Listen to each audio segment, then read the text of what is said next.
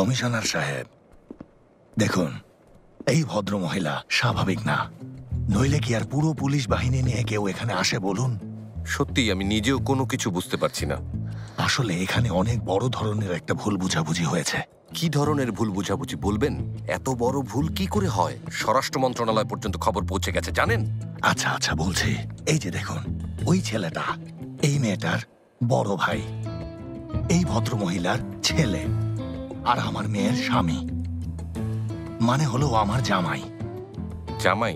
হ্যাঁ, আর এই যে এই ভদ্র মহিলা আসলে আমার বেআইন হন। এই ছেলে মেয়েরা, তোমরা কিছু বলো। আমি কি এখানে কোনো কিছু ভুল বলেছি বলো? কমিশনার সাহেব, বলছিলাম যে রেইস বাবা, উনি আসলে আমার শ্বশুর হন। আমি, আমার স্ত্রী, ছোট বোন সেলিন আর আমার স্ত্রীর ভাই ওরহান, আসলে আমরা সবাই এখানে একসাথে ছুটি কাটাতে এসেছি, আর কিছু না। হায় আল্লাহ, কত জরুরি কাজ ফেলে রেখে এই ফালতু কাজের জন্য এখানে এসেছি। এই যে ম্যাডাম, ভালো করে শুনে রাখুন, একজন সরকারি কর্মচারীকে এভাবে বিভ্রান্ত করার জন্য আপনার বিরুদ্ধে আইনগত ব্যবস্থা নেব। কি? স্যার থামুন, নইলে ওনারাই আমাদের বিরুদ্ধে ব্যবস্থা নেবেন। কেন? ওনারা শেখের জিজাদে। কি বলছো? কথা না বাড়িয়ে চলুন। ঠিক আছে, তাহলে আমরা চলে যাই।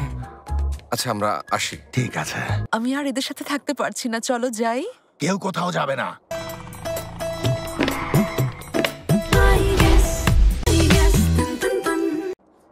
বৌমা আর জামাইকে আমি এখন কোথাও যেতে দেব না। আরে শেফকেত আঙ্কেল, মম প্লিজ আপনারা শান্ত হন। প্লিজ বাবা, যথেষ্ট হয়েছে, এ নিয়ে আর বাড়াবাড়ি করো না। ওদেরকে নিতে হলে আপনাকে আমার লাশের উপর দিয়ে যেতে হবে শেফকেত সাহেব। সে আপনার ইচ্ছে, কিন্তু আমি আমার বৌমাকে এখান থেকে নিয়ে যাবই। আমার নেবেন আপনি? কি বলছো?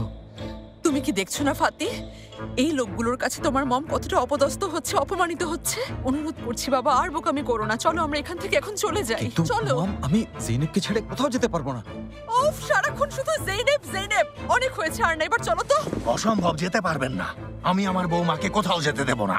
দেখেছো, এখনো বৌমা ডাকছে।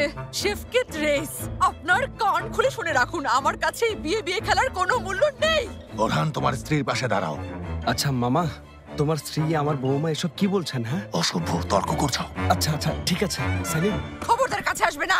আমার পুত্রবধূ আমার বাড়িতে থাকবে, আর আপনি যদি ওকে না দেন, আমি ঠিকই ওকে জোর করে নিয়ে যাব। বাবা প্লিজ একটু শান্ত হও তুমি। ফাতি, তুমি কিছু বলো না। কি বলবো, সবাই পাগল হয়ে গেছে।